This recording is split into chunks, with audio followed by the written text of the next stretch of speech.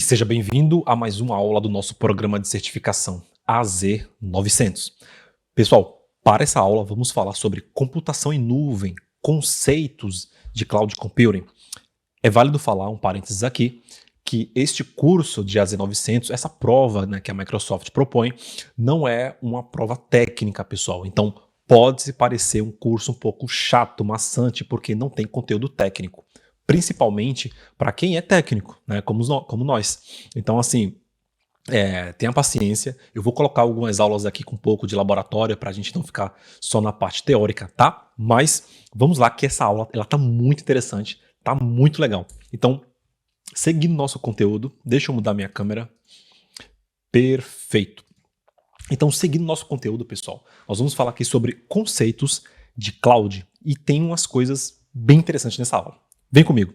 Conceitos de cloud. O que é a computação em nuvem? Vocês sabiam, pessoal? Você sabe de onde vem esse termo, nuvem? Presta atenção nisso. O termo nuvem, ele surgiu por quê? Nos diagramas de arquitetura de redes que os arquitetos, o design de rede faziam lá nos anos 90 ou até antes, os engenheiros usavam um desenho de nuvem para poder representar a internet ou qualquer rede externa que estava fora ali do controle direto da empresa, né? Então, como vocês podem ver aqui no diagrama, olha que bacana. Nós temos aqui o símbolo da nuvem. Eu não validei se o desenho técnico ele está válido, não é essa a intenção, tá? Simplesmente eu peguei um diagrama aqui na internet para poder fazer essa aula e explicar isso para você. Então, olha que bacana. Temos ali o símbolozinho da internet. Então, o que aconteceu? Essa nuvem simbolizava algo abstrato, ela simbolizava algo remoto, não visível, onde os dados eles passavam, por assim dizer, para ir para até outro lugar, sem se preocupar com os detalhes técnicos de como, entende? Então, antes mesmo de existir a nuvem, como conhecemos hoje, os profissionais de TI, eles já desenhavam uma nuvem no papel, para representar tudo que estava fora da infraestrutura local.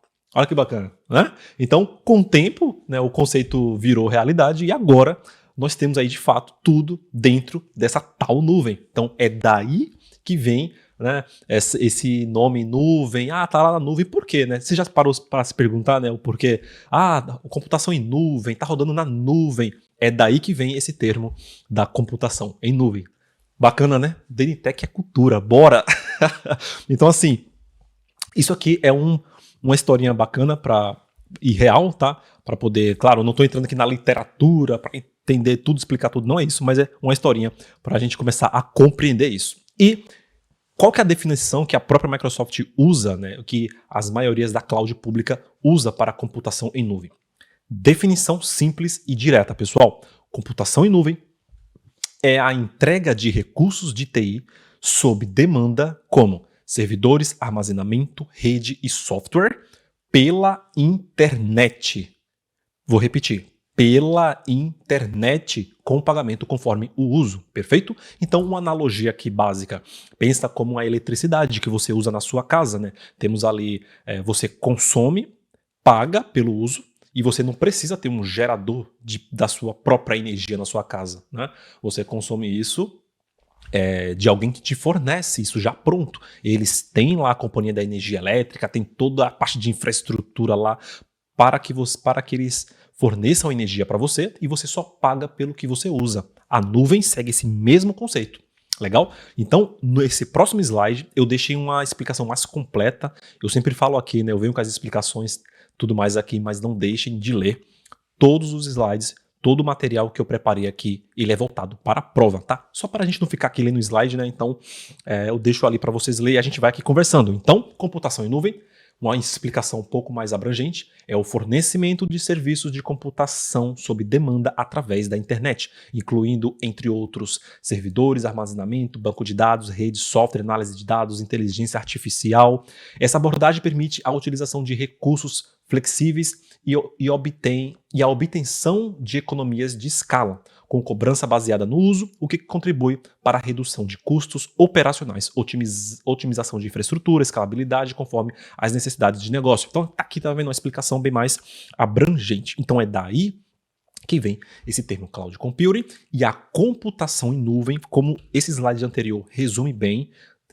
E o ponto-chave aqui é você pegar esse pela internet, tá? A computação em nuvem é a entrega de recursos de TI sob demanda, como servidores, armazenamento, todo tipo de serviço que você imaginar hoje, pela internet, pagando conforme o uso, tá bom? Essa aqui é uma definição boa de computação em nuvem. Ou seja, então, um exemplo aqui prático, né, só para a gente fechar a computação em nuvem, fazendo aí um paralelo, né, com o nosso antigo ambiente legado, ao invés de você consumir tudo aquilo, né, que antigamente, ainda temos até hoje, né, temos o ambiente local, que falamos on-premise, né, onde, com toda a nossa sala técnica ali, um data center, máquinas físicas, um monte de equipamento como routers, switch, storage, servidores, virtualização, né, com hypervisor, a parte física da sala técnica, o data center em si, piso elevado para passar os cabeamentos, um programa contra incêndio. Olha o tanto de coisa que abrange aqui. Links de internet, né, 2, 3 links de internet para ter redundância. Então tudo isso daqui, né, nós não temos mais acesso. Isso daqui ele é fornecido pelo provedor de cloud pública, que no nosso caso aqui é o Azure, Microsoft Azure, tá? Então é você consumir agora todo esse recurso, todo esse poder computacional que seja para você trabalhar com, a gente vai falar lá na frente, tá? Mas já trazendo aqui, para você trabalhar com infraestrutura como serviço, o famoso IaaS, o plataforma como serviço, o SaaS, você utilizar do poder computacional da nuvem para poder trabalhar com esses tipos de serviços através da internet. Mas calma que vamos avançando. Então, voltando aqui para a nossa apresentação, um ponto importante, pessoal. O que é necessário para algo ser considerado computação em nuvem? Por que, Diego, você está falando sobre isso? Porque nós vemos muita gente por aí falando, a minha nuvem privada, a minha nuvem, eu tenho, a minha empresa tem um data center, é a nuvem da minha empresa. Não, a nossa empresa, nossos recursos computacionais ficam em um colocation, lá na Level 3, lá na Equinix, né, na Equinix, lá na Local Web, a gente tem um colocation lá, é a nossa nuvem. Talvez você não tenha uma nuvem. Por quê? Porque não é porque você tem uma sala de pequeno, médio ou grande porte. Não é porque você tem um data center grande dentro da tua empresa ou fora dela, né, em algum terceiro, que se chama nuvem. Por quê? De olho na tela. Existe um instituto, né, o Instituto Nacional de Padrões e Tecnologia, que é o NIST, que é uma agência do governo americano, né? Ela foi fundada pelo Congresso americano lá em 1901. É isso mesmo. Lá em 1901 ela foi fundada e ela é uma organização muito respeitada, tá? E ela define, pessoal, aqui o que é Cloud Computing, entre outras coisas. Na verdade, essa agência do governo americano, ela define padrões técnicos e boas práticas em diversas áreas. É para isso que ela existe, até onde a gente sabe, né? Então, incluindo tecnologia da informação, segurança cibernética, computação em nuvem. Então, essa agência, ela define os padrões e ela é muito respeitada, mundialmente falando, em segurança da informação, em padrões de criptografia, em cloud computing. Então, ela é bem respeitada no mundo inteiro. A Microsoft, ela concorda com os padrões dessa NIST, né, a National Institute of Standard Technology. Acho que é essa a tradução mesmo, né?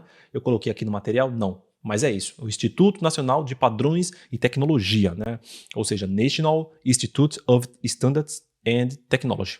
Acho que é por aqui a tradução. Então, você vai ver nas próprias documentações da Microsoft, ela cita esse NIST, né, essa agência, em diversas páginas de documentação dela, em cursos como SC900, AZ500, qual mais? AZ900, como a nossa prova aqui, nosso curso. Então a própria Microsoft vai citar vários conceitos da própria agência americana. Ou seja, para que tudo isso então, Diego?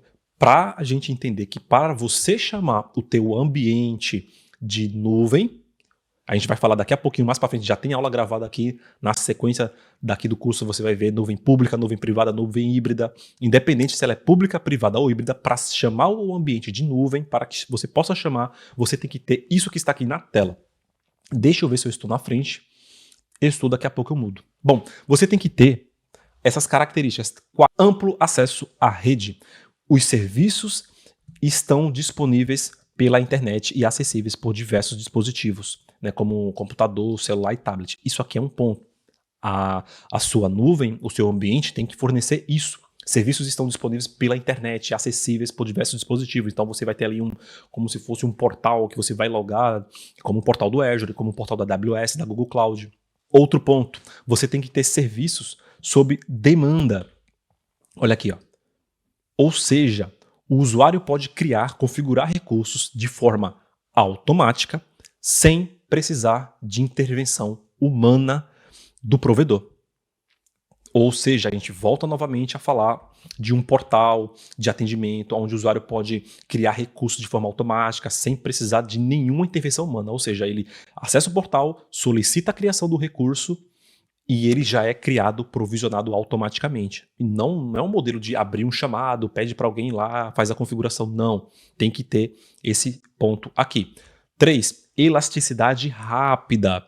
Recursos podem ser aumentados ou reduzidos automaticamente de acordo com a demanda. É mais um ponto que o teu ambiente aí tem que ter para ser considerado nuvem. O que mais? Serviço medido, que a gente fala, né? É a famosa bilhetagem, que muita gente chama, né? Os custos dos recursos que estão sendo consumidos. Então, tudo é monitorado e cobrado com base no uso real, como água, como a luz, né? Então, pague conforme o uso. Tem que ter essa bilhetagem dentro ali para cada área que está consumindo os recursos computacionais, como o portal do Azure, como o portal da Google Cloud, da AWS, entende? O que mais? Agrupamento de recursos. Ou seja, os recursos... Deixa eu tirar minha câmera da frente, eu acho que vocês não estão vendo tudo. Mas os recursos computacionais no provedor, como rede, armazenamento, CPU, são compartilhados entre vários clientes com alocação dinâmica. Daqui a pouco vamos ter uma aula sobre nuvem privada, nuvem pública, e vocês vão entender, vai fechar com chave de ouro, digamos assim, o que você está lendo aqui. Então, ou seja, Diego, você está dizendo que o meu ambiente, o meu data center lá da minha empresa não é minha nuvem. Se não tiver essas características aqui da tela, não. Você não tem uma nuvem privada, tá bom? Lá dentro das próximas aulas que vamos falar sobre conceitos sobre nuvem pública, né, tipos de nuvem privada, híbrida, tem alguns parênteses, algumas observações que eu faço lá sobre ambiente híbrido, porque muitas vezes, por mais que teu ambiente não tenha todas essas características, tem algumas coisas lá que eu vou explicar, então fica calmo, na sequência aí, né, você vai ver essas aulas, tá bom? Então, isso aqui é importante, tá? Então, não é porque você tem um data center de pequeno, médio ou grande porte, ou você consome isso em uma empresa terceira que fornece algum tipo de serviço de colocation, que você pode chamar de nuvem, tá bom? Então, não quero decepcioná-los, mas é isso daí, tá? Essa é a forma correta de classificar uma nuvem. Seguindo, então, comparando com a cloud. Então, eu peguei aqui um desenho básico, pessoal, só para a gente entender um pouco dessas diferenças entre nosso ambiente legado, tradicional, né, o ambiente local, um ambiente local com virtualização, né, e cloud computing. Então, só para a gente... Eu peguei aqui, coloquei uma imagem, só para a gente falar um pouquinho sobre ela, tá? Não é para você entender por completo, calma. Eu estou indo muito mais além até das Z900, porque o meu papel aqui é te ensinar de verdade, te preparar para o mundo real. Então, nós temos aqui, por exemplo, olha, o ambiente tradicional. Olha o que nós temos aqui. Nós temos, dentro do ambiente tradicional, nós gerenciamos o storage, precisamos de armazenamento, né, um espaço enorme para poder armazenar os discos ali, os servidores, enfim, um monte de coisa, né, que você precisa. Então, você cuida da parte do storage, gerencia, né? Você cuida da parte dos servidores, então você também cuida da parte de rede, né? Os switches, né? Switch layer 3, né? Enfim, todas as camadas de switch. Então você trabalha ali os Ether Channels, né? Porta Channels para fazer as conexões do switch com os servidores, o storage, é uma baita de uma infraestrutura. Então você, aqui na infraestrutura tradicional, né, no ambiente tradicional você tem isso, então aqui você, acima do storage, dos servidores, isso aqui é bem resumido, tá? Mas você aqui provavelmente vai ter um hypervisor aqui, né, um Hyper-V, um VMware, enfim, Promox, um Nutanix, enfim. Então aqui você vai ter as aplicações aqui e vai ter os servidores, banco de dados, etc. Então é um ambiente aí que a gente já conhece, tá ok? Então, passando aqui por nosso... Então aqui fica o ambiente tradicional, né, mais antigo. Então aqui nós passamos para o ambiente virtualizado, né, onde você vai ter ali os servidores e storage, você vai ter ali as máquinas virtuais, mas claro que aqui no meio você vai ter um hypervisor como o Hyper-V, um VMware, e em cima dele você vai rodar, né, as máquinas virtuais, então você tem que gerenciar essa infraestrutura. Por que isso aqui é importante? Porque já nesse ambiente aqui, já nesse contexto aqui, nesse aqui que eu estou riscando, o que acontece nele? Você já teria uma virtualização. Você tem ali máquinas, storage, uma infraestrutura com virtualizadores, como um Hyper-V, um VMware, né, um Nutanix, enfim, entre outros, que é tudo a mesma coisa, só muda aí a marca, né, a dona do hypervisor, só que ali você tem um pouco de... você tem uma virtualização, porém você tem uma limitação. Por quê? Porque os teus servidores e storage, ele tem um limite máximo. Vamos colocar aqui um limite grande. Vamos supor que teu storage tem capacidade aí para 200 terabytes, por exemplo. Mas você tem essa quantidade para poder trabalhar o teu hypervisor, VMware, Hyper-V, você tem ali 200 tera para poder criar recurso. Então você vai conseguir escalar, você vai uma VM, uma aplicação, só que dentro dessa infraestrutura limitada, porque ela é física, ela é tua, né? Uma infraestrutura física ali, ela é limitada. Você consegue ali trabalhar todo o teu ambiente, digamos assim, dentro de 200 tera, por exemplo, tá? Eu coloquei até bastante aqui só para a gente exemplificar. Então você tem virtualização, você tem ali, você pode criar cluster mais local. Já na nuvem, aqui, a parte de servidores e storage, switch, é a cloud que fica responsável, né? E o hypervisor também. Ou seja, a gente não pode falar ilimitado, né? Mas é como se fosse limitado. Você pode sair criando recurso à vontade. Mais que os 200 tera do exemplo que eu dei. Por quê? Porque é a nuvem que proporciona um espaço imenso para você criar recursos à vontade. Então você não tem que gerenciar a virtualização. Né? Essa parte da virtualização, você ter Hyper-V, VMware, e fazer ali clusters e fazer ali toda uma estratégia, né, de um balanceamento de carga, isso não existe mais na cloud. É de responsabilidade do provedor. Então, isso aqui foi só um exemplo que eu coloquei, tá? Não é tão necessário para essa aula ou para esse contexto deste momento, mas é importante você saber, tá bom? Porque nós temos isso daqui. E uma pergunta importante: por que as empresas migram para a nuvem? Pontos importantes. Custos mais baixos. Daqui a pouco você vai ver a aula de CAPEX e OPEX que temos aí em sequência. Então, na nuvem trabalhamos 99% das vezes com OPEX. Então, o custo inicial que você precisa fazer na nuvem pública, ela é muito mais baixo do que um ambiente local. Isso aqui é indiscutível. Inovação mais rápida. Na nuvem você é beneficiado com inúmeras tecnologias. Você tem um portal, que daqui a pouco a gente vai ver, o portal do Azure ali, da AWS, da Google Cloud, e ali dentro você tem inúmeras tecnologias dentro do marketplace. Se você trabalha com o tipo de tecnologia, com qualquer coisa que você quiser, né? Com Linux, com Windows, com Firewall, com tudo que você quiser, com Firewall Open Source. A Microsoft já mudou muito, né? Muita gente acha ainda, Microsoft é só o Windows. O pessoal não tem nada a ver. Microsoft não é uma empresa fechada que trabalha só com Windows. Isso aí já mudou há muito tempo, né? O pessoal ainda tem esse um pé atrás. Algumas pessoas, né, ficam, Microsoft, Windows não. Você pode trabalhar com a Microsoft é parceira, Red Hat, por exemplo, é parceira de um monte de empresas Linux, open source. Então, assim, não é mais assim. Você pode trabalhar na Microsoft com tudo que você quiser, tá? Como qualquer outra cloud pública. O que mais nós temos aqui? Vamos ver. Temos também acesso remoto e escalável. Isso aqui é muito importante também. Conformidade e segurança em escala, tá bom? É só alguns pontos curiosos aqui para a gente saber, tá? E eu deixei uma pergunta aqui. Se você quiser colocar aí embaixo do vídeo, o que você acha? Na verdade, você acha que toda empresa deveria estar na nuvem? Por quê? Não há uma resposta certa. Eu só queria saber a sua opinião. O que é que você acha? Coloca aí nos comentários para a gente trocar uma ideia. Perfeito?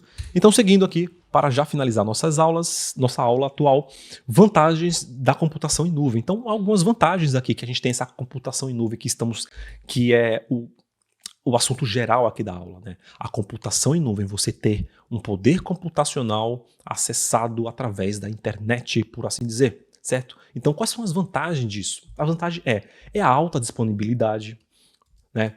Temos aulas aqui em sequência de tudo isso, tá? Inclusive esse globo aqui, ó, da Microsoft, nós fazemos um tour por ele. É bem legal, temos umas aulas bem bacanas vindo aqui na sequência, segura aí que vai ser bem bacana. Então, vantagens, assim, rapidamente falando, alta disponibilidade, porque você tem uma estrutura global de data centers, então a alta disponibilidade é com certeza uma das principais vantagens, tanto diante da infraestrutura global, quanto de aplicar, quanto em serviços, digamos assim, porque tem serviços como serverless, que vamos ver também em sequência, onde ele já tem uma alta disponibilidade por natureza, porque serviços serverless, né, que é a ausência, né, computação sem servidor, a parte toda de servidor, a parte de infraestrutura, a parte da plataforma também é gerenciada pela Microsoft, fica muito mais fácil de você ter uma alta disponibilidade, né? Serviços serverless, eles são preparados para ter uma alta disponibilidade. Tem aula aqui, então não vou me aprofundar, não vou falar aqui sobre, tá? Então, redução de custos com infraestrutura, ou seja, como estávamos falando aqui em alguns exemplos durante a aula, você não tem que arcar com custo de infraestrutura local. Como eu disse, router, switch, storage, piso elevado, cabeamento, um programa contra incêndio, digital, né, segurança do data center para pessoas entrar, sair, câmera de segurança. É uma inúmera, gente. Eu já trabalhei no data center, então assim, é gigantesco ao nível de responsabilidade que você tem que ter ali com um data center local, tá? Ou uma nuvem local, uma nuvem privada. Então assim, pague pelo que usa, com certeza, um dos benefícios gigantescos da nuvem. Como eu disse, vamos ter aula de CAPEX e OPEX, modelo de pagamento aqui, então você vai entender isso aqui muito mais profundamente. Você paga pelo que você usa. Você vai ouvir falar muito, né, no quesito de cloud, que é o famoso pay-as-you-go. Pague pelo que você usa. Então você quer um poder computacional? Eu gostaria de uma VM. Você cria uma VM, você está utilizando ela, está pagando por ela. Não quer mais, você apaga a VM e pronto, você para de pagar. Olha isso. Pay-as-you-go, pague conforme o uso. Então isso dá uma flexibilidade incomparável. Acesso global, então você pode abrir o portal do Azure, e vamos abrir aqui para ver, e você pode acessar ele a partir de qualquer lugar do mundo, para poder gerenciar os teus recursos. Segurança escalável, então você tem um nível de segurança e você também tem camadas, você também tem a segurança da nuvem e na nuvem, que nós vamos falar aqui também sobre compliance, conformidade, tem muitas ferramentas. O Microsoft Azure hoje é a nuvem mais certificada no mundo. Isso é um fato, tá, pessoal? Então, assim, vamos também ter aula sobre isso aqui. E atualizações automáticas. Você não tem que se preocupar. Quando você trabalha, por exemplo, na nuvem com PaaS e SaaS, você não tem mais a responsabilidade do sistema operacional, né? A gestão do sistema operacional em relação a atualizar patch de segurança, instalar antivírus, enfim, tudo isso fica na mão do provedor. A atualização do sistema operacional, o versionamento, é a nuvem que fica responsável por essas atividades. Então, são benefícios aqui por cima só para a gente saber. Nós não temos, pessoal. Por enquanto, é isso. Muito obrigado por essa aula e eu te vejo daqui a pouco, na próxima aula. Bora que tem muita coisa legal para vir ainda. Tamo junto.